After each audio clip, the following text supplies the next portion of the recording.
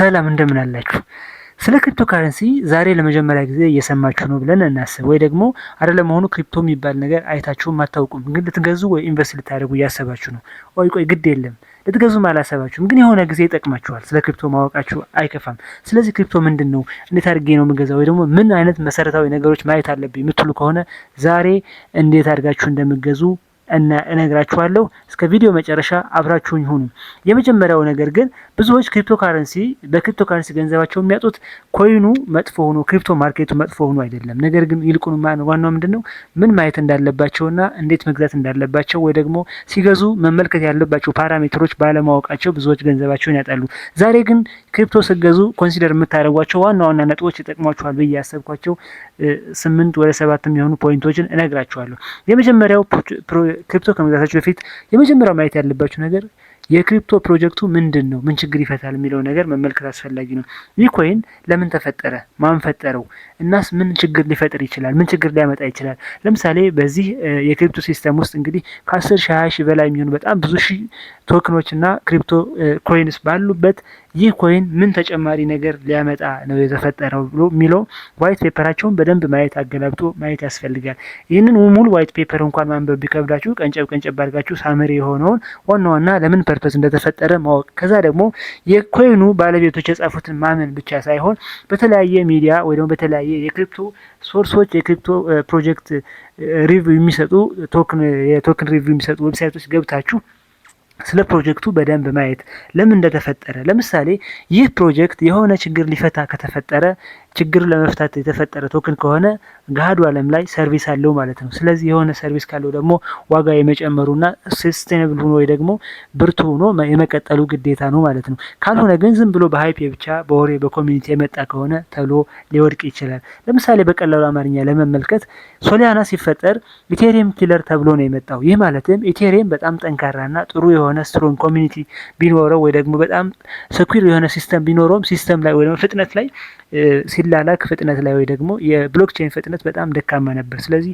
ፋስተስት ብሎክቼን ሆኖ መጣ ማለት። ስለዚህ በዛ ምክንያት ነው ብዙ ሰዎች የተጠቀሙት፣ በጣም ብዙ ብሎክቼኖች የተጠቀሙትና በሶሊያና ስር ብዙ ቶክኖች የተፈጠሩ። ሶሊያና ከ0.5 እስከ 0.05 የነበረው ሶሊያና አሁን እስከ 300 ኦል ታይም ሃይ ባለፈ አስመዝግቦ ነበር። አሁን ደግሞ ጥሩ ፐርፎርማንስ ላይ ያደረገ ያለው ለዛ ነው ማለት ነው።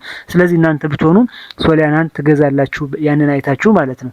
ሁለተኛው ማርኬት ካፕ የምንለው በክሪፕቶ ማርኬት ካፕ ማለት ክሪፕቶ ፕሮጀክቱ ጠቅላላ የያዘው ዋጋ ወይ ደግሞ ወርዙ ምን ያህል ዋጋ አለው የሚለው ነው። ለምሳሌ 1000 ኮይን ቢኖረው ዋጋው $1 የሚሸጥ ቢሆን $10,000 ነው ማርኬት ካፑ ማለት ነው። ለምሳሌ በዚህ በአሁኑ ሰዓት ከፍተኛ ማርኬት ካፕ ያላቸው ቢትኮይን፣ ኢቴሪየም፣ እነ ቢኤንቢ፣ ሶሊያና እና እነዚህ ዋና በባይናንስ ወይም በማንኛውም ኤክስቼንጅ ስንመጣ ፊት ለፊት ተቀምጦ የምናያቸው ከ1 እስከ 10 ያሉት ናቸው ማለት ነው። ስለዚህ እነዚህን ማርኬት ካፕ ማየት ምን ይጠቅማል ብለን ስናስብ በጣም የወረደ ከሆነ ምንድነው ማርኬት ካፕ የወረደ ከሆነ ብዙ ሰው አይዘውም ማለት ነው። ብዙ ሰው የማይዘው ፕሮጀክት ደግሞ ዳምፕ የማድረግ ወይ ደግሞ በጣም ጥቂት ፕሮጀክት ሰዎች የያዙት ከሆነ የሆነ ሰው ሽጦ ሲወጣ ሊሞት ይችላል። ስለዚህ የኮይን ዲስትሪቢዩሽን ወይ ደግሞ ማርኬት ካፑ በደንብ ማየት ያስፈልጋል። ከዚህ ጋር ሌላ የምናየው ጉዳይ ይኖራል፣ ግን በሌላ ቪዲዮ እንመለከተዋለን።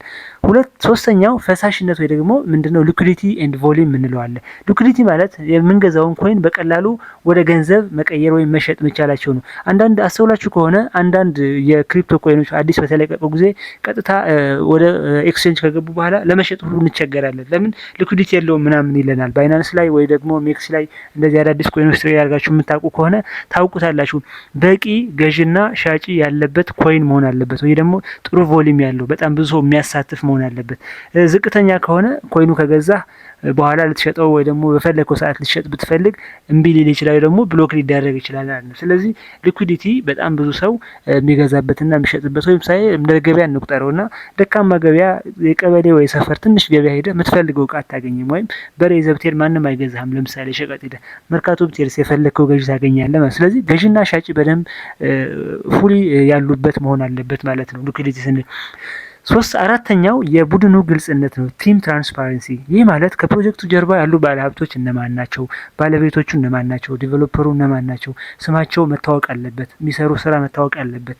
ምንድን ነው ከዚህ በፊት ኤክስፒሪየንስ አላቸው ወይ? ለምሳሌ እኔ አንድ ኤግዛምፕል ልንገራችሁ። ባለፈው 3-4 ወር በፊት ሚድናይት የኤዲኤ ባለቤት ቻርልስ ሆሲከን አዲስ ፕሮጀክት አውጥቶ ነበር ሚድናይት፣ እና በሰዓቱ እኔ ኮይኑ ገዝቼ ነበር። ሰውየውን አምኜ ነው የገዛሁት። ስለ ሚድናይት ፕሮጀክት ማየት ትችላላችሁ። ይህም ሚድናይት ፕሮጀክት ዜሮ ናውሌጅ የሚባለው ደግሞ የፕራይቬሲ ኮይን ነው። በጣም የሚገርም ነገር ያለው ነው። እሱን ሰውዬ አይቼ ነው። ምክንያቱም ሰውዬውን ጀርባው ሳጠናው የቲሙ ኢቴሪየም ላይ የነበረ ካርዲያኖ ላይ ኤክስፔሪየንስ ያለው ሰው ነው። ስለዚህ ማይሆን ፕሮጀክት አይፈጥርም ብዬ አሰብኩ። የኮይኑ ዋይት ፔፐር ሳይሆን አሁን ሚድናይት ብታዩ ከ0.03 ዲጂት ነበር፣ አሁን ወደ 2 ዲጂት መጥቷል ማለት ነው። ኦልሞስት 10x አድጓል በ3 ወር ውስጥ። ስለዚህ የሰውየው ወይ ደግሞ የኮሚኒቲው ግልጽ ቡድን መስራቹ ማን እንደሆነ ማወቅ በጣም አስፈላጊ ነው ማለት ነው በክሪፕቶ ስትገዙ። 6ኛው ኮሚኒቲ ነው። ማንኛውም ጠንካራ ፕሮጀክት ከጀርባው ጠንካራ የሆነ ኮሚኒቲ ደጋፊ ያለው።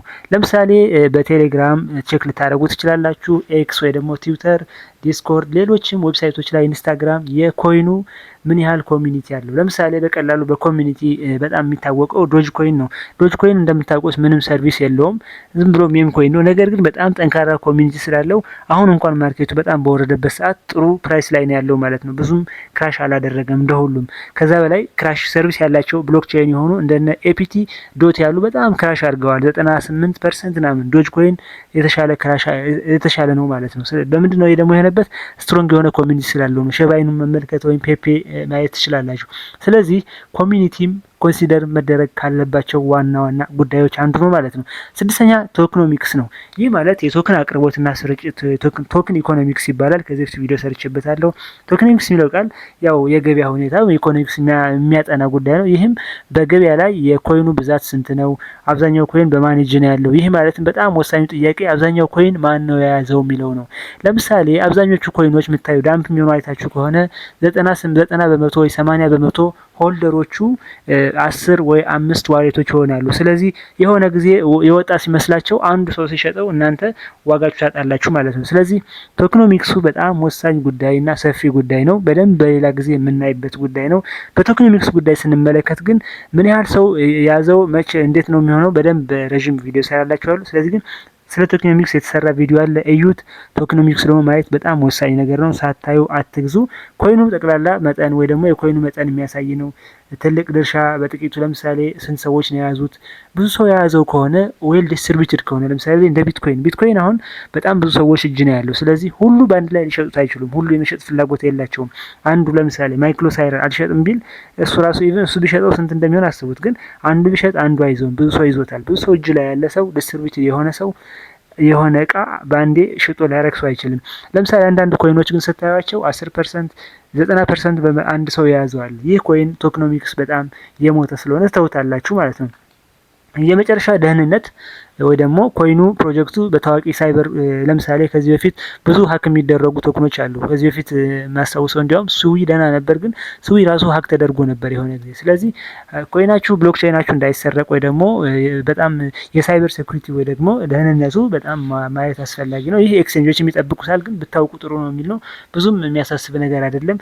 የመጀመሪያው ግን ዋና እነዚህ በተለይ ቶክኖሚክስ፣ ማርኬት ካፕ እና ቲም ትራንስፓረንሲ፣ ኮሚኒቲ የሚሉ ከመጀመሪያ ከላይ የጠቀስናቸው ነገሮች በጣም ወሳኝ ነገር ናቸው። እነዚህን ማወቅ አለባችሁ። እነዚህ ካያችሁ በኋላ ትገዛላችሁ ማለት ነው። ሀሳብ አስተያየታችሁ አስቀምጡልኝ። ይህ ቪዲዮ ከተመቻችሁ ደግሞ ቻናሉን ሰብስክራይብ አድርጉ። አመሰግናለሁ።